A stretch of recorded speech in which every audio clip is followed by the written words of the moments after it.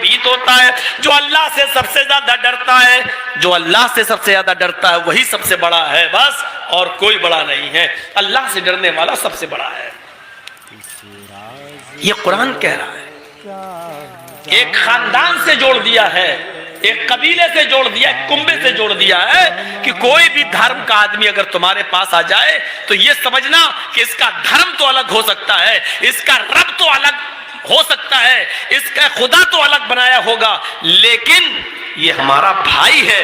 باپ اس کا وہی تھا جو میرا ہے، ماں اس کی وہی تھی جو میری ہے. ایک خاندان سے جس نے سارے دھرموں کو جوڑ دیا ہو، اس سے زیادہ انسانیت کا درس کون سا دھرم دے سکتا ہے؟ کبھی کبھی ہم جیسے لوگوں کو بلایا جانا چاہیے ٹی وی ڈیبیٹ پر، تاکہ بتایا جا سکے انسانیت. انسانیت کا گلا پھاڑ پھاڑ کے تم چلا رہے ہو انسان انسان انسان، سب سے بڑا دھرم انسان. آؤ میں بتاؤں کہ سب سے بڑا دھرم انسان ہے، اور اس بات کو بھی اگر کسی نے بتایا ہے تو اسلام نے بتایا ہے. تم ہمیں بتاؤ گے جو برہمن کو برہما جی کے منہ کی پیداوار مانے اور شودر کو ہریجن کو برہما کے پیروں سے پیدا ہونے والا مانے، وہ ہمیں بتلا رہے ہیں کہ انسانیت کیا ہے. وہ ہمیں سبق دے رہے ہیں کہ انسانیت کیا ہے. وہ ہمیں بتلا رہے ہیں کہ مانوتا اور انسانیت کیا ہے. مانوتا اور انسانیت سیکھنا ہو تو ہم سے سیکھو. ہمیں اسلام نے بتایا ہے کہ انسانیت کسے کہتے ہیں. ہمارا دھرم ہمیں بتلاتا ہے، انسانیت کی ایک جیتی جاگتی تصویر ہمیں دیتا ہے.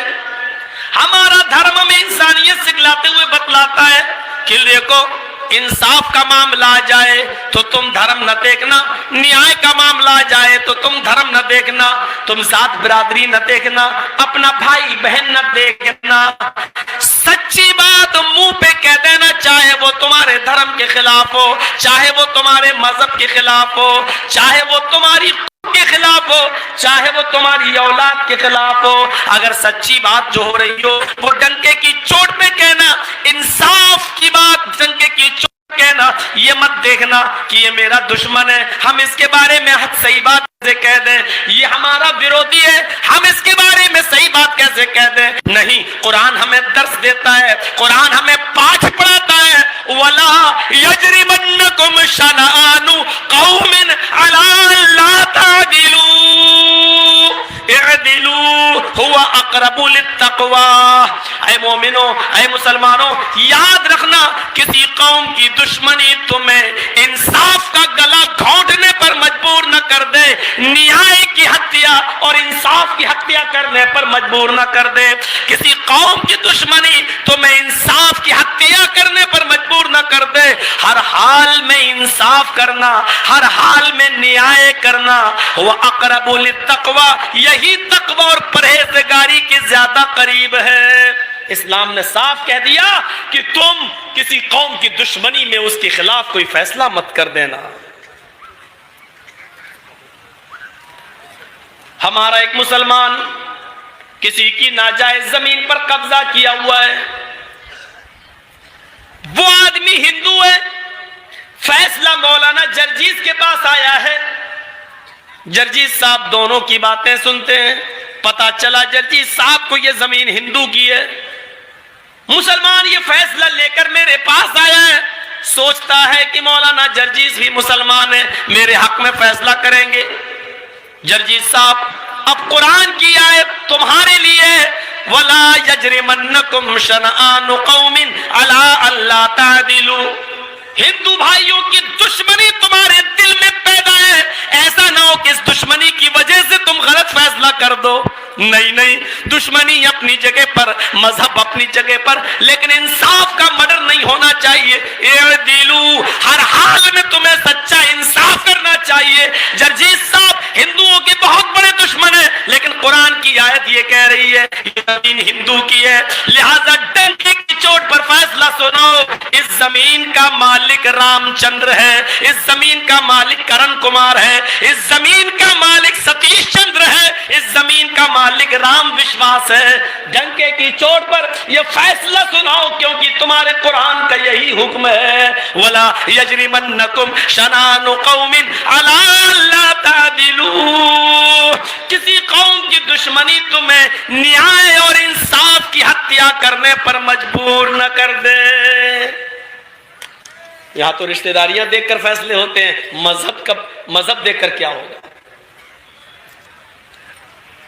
جب ہم دیکھتے ہیں کہ یہ میرا رشتہ دار ہے تو ہم سوچتے ہیں غلطی میرے رشتہ دار کی ہے، تب تو چاہتے لے دے کے معاملہ کسی طرح بن جائے، اور اگر ہمارے رشتہ دار کا معاملہ نہیں حق پر ہے تو چاہتے کہ فیصلہ میرے رشتہ دار کے حق میں ہو جائے۔ جب رشتہ داری کے ساتھ ہمارا یہ تعلق ہے تو ہم کسی غیر آدمی کو غیر دھرم والے کے حق میں انصاف کیسے کر سکتے ہیں؟ اٹھاؤ واقعات۔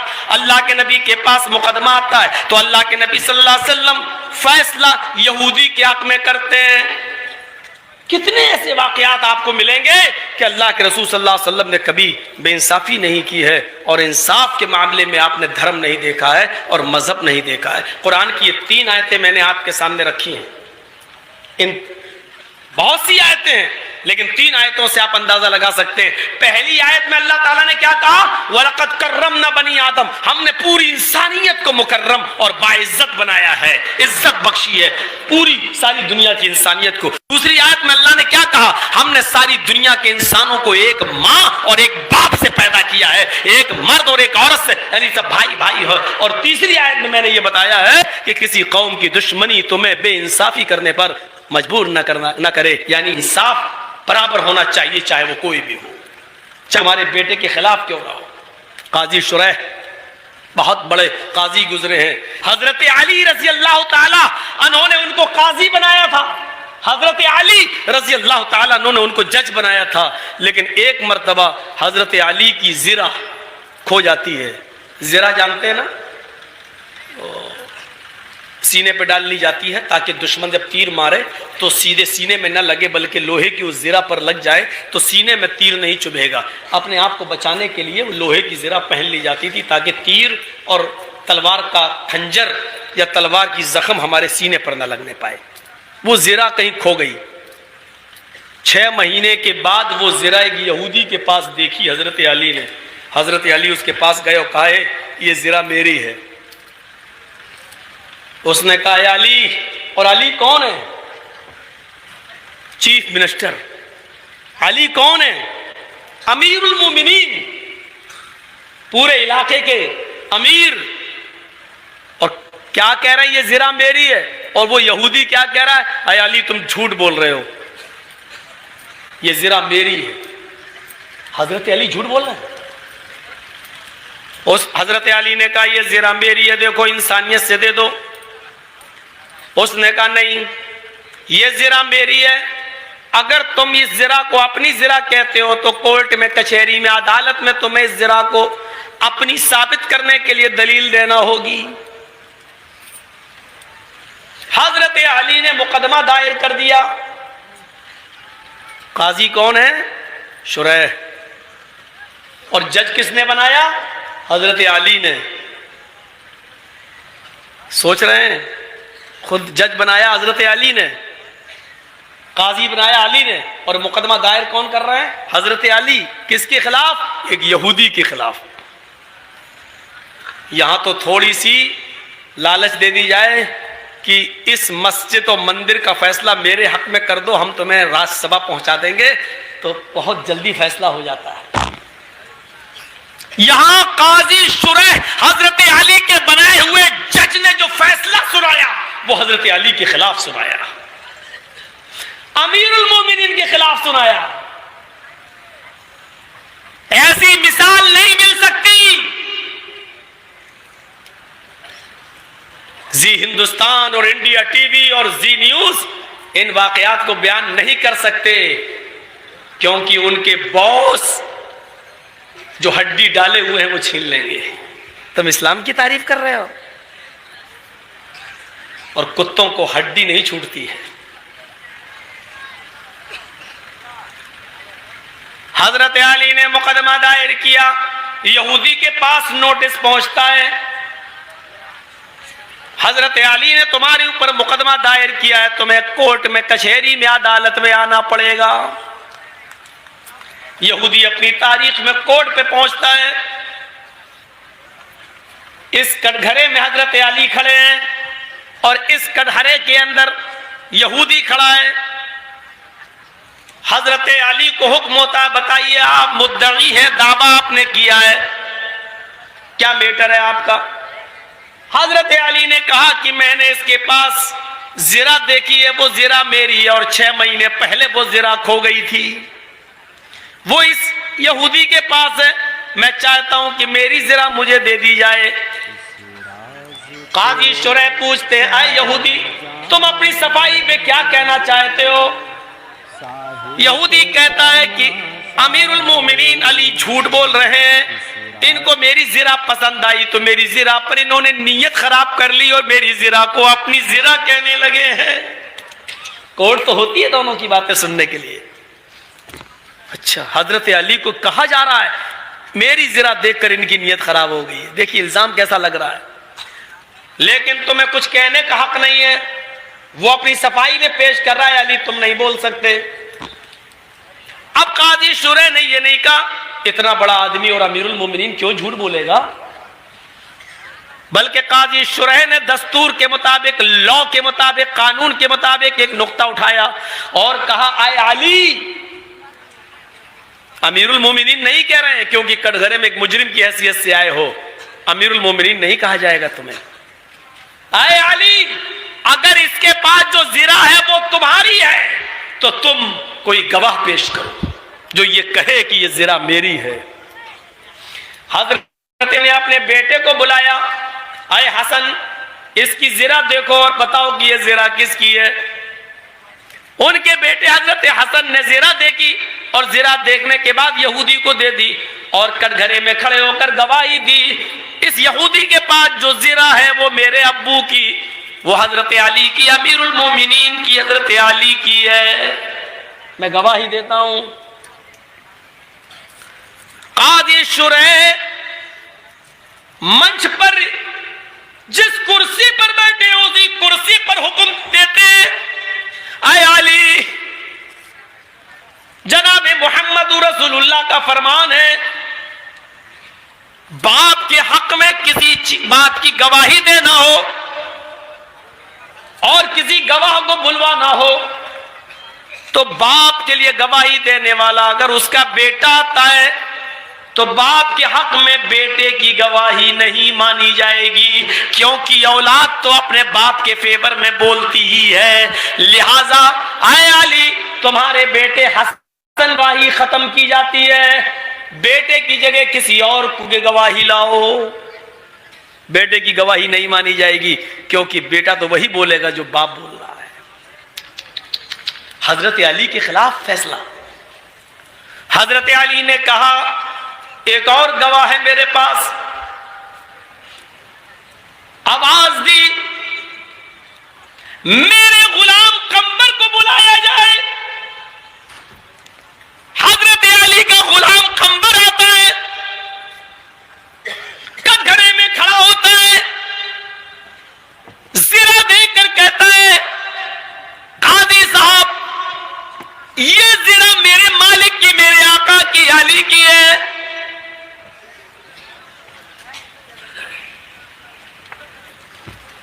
قاضی شرح غلام کی گواہی سنتے تو کہتے ہیں کہ تم کس کے غلام ہو؟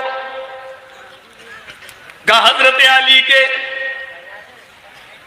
قاضی شرح کا حکم دیکھیے اے علی سوری, علی سوری, غلام کی گواہی بھی مالک کے حق میں قبول نہیں کی جائے گی کیونکہ بہت سے غلام اپنے مالکوں کی دھمکی اور اپنے مالکوں کے کھلانے اور پلانے کی وجہ سے مرغوب رہتے ہیں اور وہ وہی بات بولتے ہیں جو ان کا مالک چاہتا ہے. لہذا قرآن و حدیث کی روشنی کے مطابق مالک کے حق میں غلام کی گواہی بھی قابل قبول نہیں ہے. نہ آپ کے بیٹے کی گواہی مانی جائے گی نہ آپ کے غلام کی. اب کوئی ایسا آدمی لے کے آؤ جو نہ آپ کا رشتہ دار ہو, جو نہ آپ کا بیٹا ہو, جو نہ آپ کا غلام ہو, کوئی دوسرا آدمی ہو جو آپ کے بارے میں گواہی دے کہ یہ زرہ میری ہے. حضرت علی فرماتے ہیں سوری قاضی صاحب میرے پاس میرے بیٹے اور میرے غلام کے علاوہ کوئی گواہ نہیں ہے. چاہتے تو حضرت علی جھوٹے گواہوں کی لائن لگا دیتے. امیر المومنین کی بات کون نہیں مانتا؟ مودی کی بات کون نہیں مانے گا؟ سب مان رہے ہیں نا. الیکشن کمیشن تک تو ان کی بات مان رہا ہے, سپریم کورٹ تک تو ان کی بات مان رہا ہے, سی بی آئی, ای ڈی سب تو ان کی بات مان رہے ہیں. تو حضرت علی کی بات کون نہیں مانتا؟ چاہتے تو جھوٹے گواہوں کی لائن لگا دیتے, لیکن حضرت علی نے انسانیت دکھائی اور کیا کہا؟ بیٹے اور غلام کے علاوہ میرے پاس کوئی گواہ نہیں ہے, آپ کو جو فیصلہ سنانا ہو سناؤ. قاضی شرح قلم چلاتے ہیں. حضرت علی اپنی زرا کی گواہی کے لیے پکے ثبوت نہیں دے سکے اور سچے گواہ نہیں دے سکے. بیٹے کی اور غلام کی گواہی قابل قبول نہیں ہے, اس لیے زرا کی گواہی کسی دوسرے آدمی کے ذریعے نہیں مل سکی, اس لیے حضرت علی کا فیصلہ خارج کیا جاتا ہے, حضرت علی کا دعویٰ خارج کیا جاتا ہے, اور یہ زرا یہودی کو دی جاتی ہے اور یہودی اس زرا کا مالک رہے گا. اسلامی کنٹری میں اسلامی امیر المومنین کے خلاف فیصلہ سنایا جا رہا ہے, اور فیصلہ سنانے والا حضرت علی کا بنایا ہوا قاضی شرح ہے, جس کو حضرت علی نے قاضی بنایا ہے, اور ایک معمولی یہودی کو حق دیا جا رہا ہے کہ یہ زنا تمہاری ہے. غور کرو حضرت علی کی کتنی بڑی انسلٹ ہو رہی ہے, بڑی عدالت میں, بڑے مجمع میں, لیکن قاضی شرح نے کوئی پرواہ نہیں کی ہے. امیر المومنین ہیں آپ, ٹھیک ہے اپنی جگہ پر, لیکن فیصلہ سنانے کا حق مجھے ہے. قرآن و حدیث کے مطابق فیصلہ سنایا, آپ سچے اور پکے گواہ پیش نہیں کر سکے, لہذا زرا اسی کی مانی جائے گی جس کے پاس زرا ہے. اے یہودی, اس زرا کے مالک تم ہو. وہ یہودی جب کورٹ سے نکلتا ہے, کٹگھرے سے نکلتا ہے, وہ یہی دیکھنا چاہ رہا تھا کہ دیکھیں اس اسلامی کنٹری کے اندر حضرت علی کے بنایا ہوا جج کیا فیصلہ کرتا ہے. جیسے ہی اس یہودی نے یہ فیصلہ اپنے آپ میں سنا, وہ زرا لے کر باہر آیا اور کورٹ کے کچہری کے عدالت کے دروازے پر کھڑا ہو کر سارے لوگوں کے سامنے کہتا ہے, جج صاحب آپ نے فیصلہ قرآن و حدیث کے مطابق سنایا, آپ قابل مبارکباد ہیں. اب میرا دعویٰ سنیے اور اب میری طرف اعلان سنیے. قاضی صاحب آپ نے جو فیصلہ سنایا میرے حق میں وہ صحیح ہے. میں یہی دیکھنا چاہتا تھا کہ بیٹے کی اور غلام کی گواہی آپ مانیں گے یا نہیں مانیں گے. آپ نے نہیں مانی, آپ نے اچھا کام کیا, لیکن اب میں بھرے مجمع میں اعلان کرتا ہوں یہ زرا حضرت علی ہی کی ہے, یہ زرا علی ہی کی ہے. وہ اپنے گھر کے دروازے پر اس زرا کو چھوڑ گئے تھے, ان کا غلام پانی لینے چلا گیا, تنہائی کا فائدہ اٹھا کر ان کی زرا کو میں نے لے لیا, 6 مہینے تک چھپائے رکھا, اور 6 مہینے کے بعد اس کو حضرت علی کے سامنے لے کر آ گیا کہ دیکھیں 6 مہینے کے بعد یہ پہچانتے یا نہیں پہچانتے. انہوں نے پہچان لیا, مقدمہ دائر کیا. میں کہتا تھا یہ زرا میری, یہ کہتے تھے میری. اب میں کورٹ کے ذریعے انصاف دیکھنا چاہتا تھا, کورٹ نے بھی میرے حق میں سچا انصاف کیا. اب اس انصاف کا اور قرآن و حدیث کی تعلیم کا تقاضا یہ ہے کہ میں جس کی زرا اس کو واپس کر دوں اور اس بات کا اعتراف کروں یہ زرا میری نہیں ہے. حضرت علی کے ہاتھ میں وہ زرا دیتے ہیں, اے امیر المومنین یہ زرا آپ کی ہے, آج میں بھرے مجمع میں یہ زرا آپ کو دے رہا ہوں. حضرت علی رضی اللہ تعالیٰ عنہ وہ زرا اپنے ہاتھ میں لیتے ہیں, یہ زرا دے رہے ہیں, وہ زرا لے رہے ہیں. اس یہودی نے کہا اے علی آج اپنے خلاف آپ نے خاموشی کے ساتھ فیصلہ سن لیا, نہ قاضی کو ہٹایا, نہ جج کو ڈانٹا, نہ آپ نے اس فیصلے کے خلاف کوئی حکم جاری کیا. آپ کے صبر نے مجھے مجبور کر دیا اس بات کے لیے کہ آپ جس مذہب پر عمل کر رہے ہیں اس سے پیارا مذہب اس دنیا میں کوئی نہیں ہے.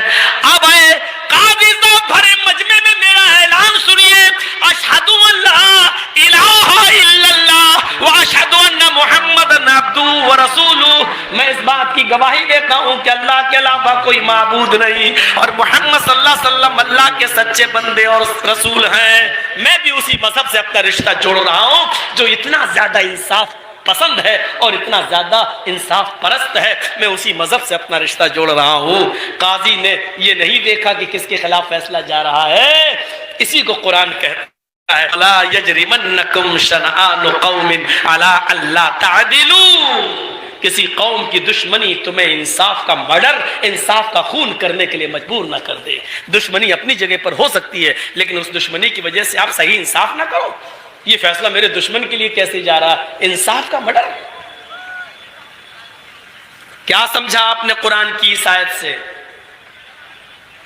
کیا فیصلہ لیتے ہیں آپ؟ انسانیت کا سب سے بڑا درس کون دے رہا ہے؟ مصر کا